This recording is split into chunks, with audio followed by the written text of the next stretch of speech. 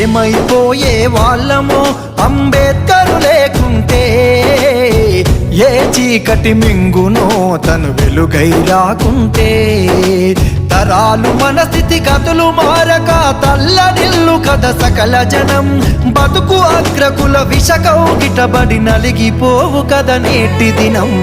ఏమైపోయే వాళ్ళమో అంబేద్కరు లేకుంటే, ఏ చీకటి మింగునో తను వెలుగై రాకుంటే.